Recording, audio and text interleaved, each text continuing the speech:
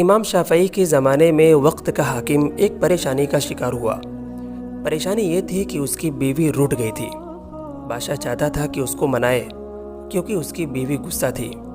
چنانچہ ایک دن بادشاہ نے اس کو زیادہ منانے کی کوشش کی، لیکن بادشاہ جتنا مناتا تھا اس کی بیوی اتنا ہی غصہ ہو جاتی تھی۔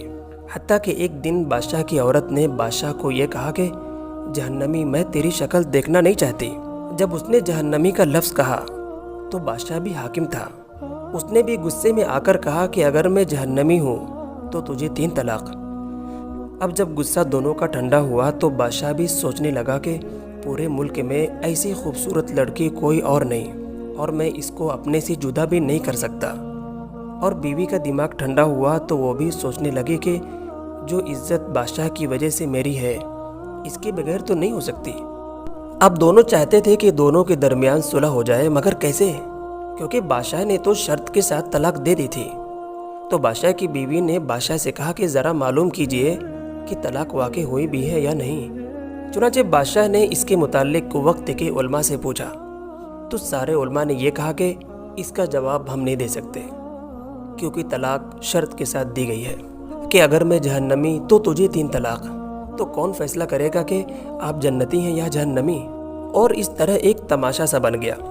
کسی نے امام شافعی رحمۃ اللہ علیہ کو اس کے متعلق بتایا تو آپ نے کہا کہ ہاں، اس کا جواب میں دے سکتا ہوں۔ کسی نے بادشاہ کو اطلاع دے کہ فلاں اللہ والے ہیں، وہ آپ کا مسئلہ حل کر سکتے ہیں۔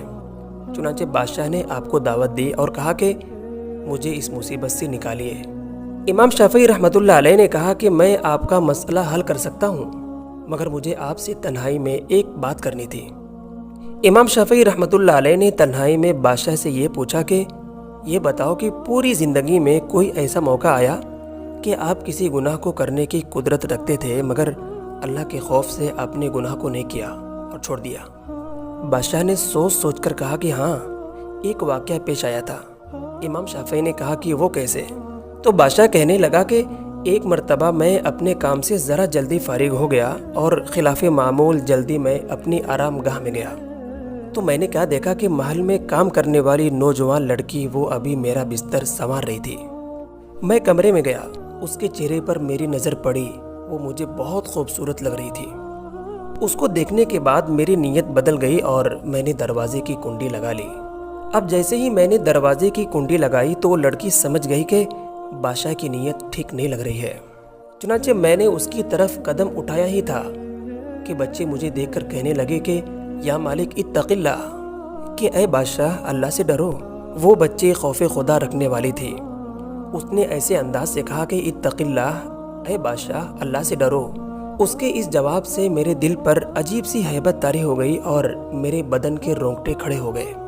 اس کے بعد میں نے دروازہ کھولا اور کہا کہ جا، چلی جا۔ اگر میں دروازہ نہ کھولتا تو میں اس کے ساتھ اپنی خواہش پوری کر سکتا تھا۔ بادشاہ تھا، مجھے کون پوچھنے والا تھا؟ مگر اللہ کے ڈر سے میں نے گناہ نہیں کیا۔ چنانچہ اس واقعے کو سن کر امام شافعی رحمۃ اللہ علیہ نے کہا کہ میں فتویٰ لکھ کر دیتا ہوں کہ آپ کی بیوی کو طلاق واقع نہیں ہوئی ہے۔ اب جب یہ فتویٰ علماء کو پتہ چلا تو سارے یہ کہنے لگے کہ آپ یہ کیسے کہہ سکتے ہیں کہ طلاق واقع نہیں ہوئی، جبکہ طلاق تو شرط کے ساتھ دی گئی تھی۔ آپ کیسے فیصلہ کر سکتے ہیں کہ بادشاہ جہنمی ہے یا جنتی؟ امام شافعی رحمۃ اللہ علیہ نے کہا کہ یہ فیصلہ میں نے نہیں دیا، بلکہ خود اللہ تعالیٰ نے قرآن پاک میں دیا ہے۔ اللہ تعالیٰ نے قرآن پاک میں کہا کہ وَأَمَّا مَنْ خَافَ مَقَامَ رَبِّهِ وَنَهَى النَّفْسَ عَنِ الْهَوَىٰ فَإِنَّ الْجَنَّةَ هِيَ الْمَأْوَىٰ، کہ جو اپنے رب کے سامنے کھڑے ہونے سے ڈر گیا اور اس نے اپنے نفس کو خواہشات میں پڑنے سے بچا لیا، بس اس کا ٹھکانہ جنت ہے۔ اس آیت سے پتہ چلا کہ بادشاہ جنتی ہے نہ کہ جہنمی، کیونکہ بادشاہ نے خواہشات نفسانی کی پیروی کرنے سے اپنے آپ کو بچایا اور محض اللہ کے خوف سے گناہ کو نہیں کیا، اور اس طرح طلاق بھی واقع نہیں ہوئی۔ کتابوں میں ایک باندی کا واقعہ لکھا ہے کہ ایک قصاب اس پر بدنیت ہو گیا، موقع کی تلاش میں تھا۔ ایک دن باندی کسی کام کے لیے باہر نکلی تو اس نے موقع کو غنیمت پا کر اس کے سامنے اپنے برے خیالات کا اظہار کیا اور کہا کہ میں تجھ سے برائی کرنا چاہتا ہوں۔ وہ باندی سمجھدار تھی، کہنے لگی کہ دیکھو، جتنی محبت تم مجھ سے کرتے ہو اس سے زیادہ محبت میرے دل میں ہے، مگر میں اللہ سے ڈرتی ہوں، اس لیے میں گناہ نہیں کرنا چاہتی۔ اس خدا کی بندی نے جو الفاظ کہے نا کہ میں اللہ سے ڈرتی ہوں، تو ان الفاظ کی وجہ سے اس نوجوان کے دل پر ایسا اثر ہوا کہ اس نے گناہ سے سچی توبہ کر لی اور پھر دل میں سوچا کہ اس شہر سے نکل جاتے ہیں۔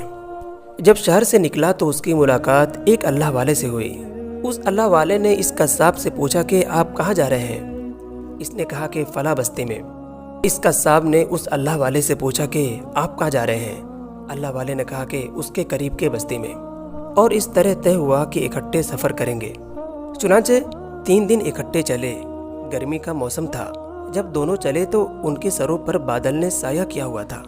قصاب یہ سمجھ رہا تھا کہ یہ اللہ والے کی وجہ سے ہے، اور اللہ والا یہ سمجھ رہا تھا کہ یہ میری وجہ سے ہے اور مجھ پر اللہ کی مہربانی ہے۔ لیکن اللہ کا کرنا ایسا ہوا کہ جب دونوں جدا ہوئے تو بادل قصاب کے سر پر تھا۔ تو وہ اللہ والے پھر آئے اور انہوں نے کہا کہ بھائی بتا، تیرا کوئی راز ہے؟ کوئی تیرا عمل اللہ کو بڑا پسند آیا؟ تو وہ قصاب رو کر کہنے لگا کہ میں بہت گنہگار ہوں، زندگی گناہوں میں گزر چکی، میں تو اپنی زندگی کا کوئی عمل پیش کرنے کے قابل نہیں ہوں۔ اللہ والے کہنے لگے کہ نہیں، کوئی نہ کوئی عمل تو ضرور ہوا ہے کہ جو تجھ پر اللہ کا یہ کرم ہے، ذرا سوچ۔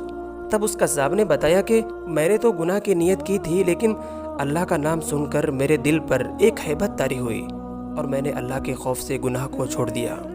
اللہ والے نے کہا کہ اس کی یہ برکت ہے کہ اللہ نے گرمی کے موسم میں تجھے بادل کا سایہ عطا فرمایا۔ وہ پروردگار اتنا کریم ہے کہ کوئی بندہ ایک گناہ سے بچتا ہے تو اپنے اس بندے کے ساتھ رحمت کا بادل کر دیتا ہے۔ دعا ہے کہ اللہ تعالی ہم سب کو قلب سلیم اور عقل سلیم عطا فرمائے اور قرآن و حدیث پر چلنے کی توفیق عطا فرمائے۔ آمین۔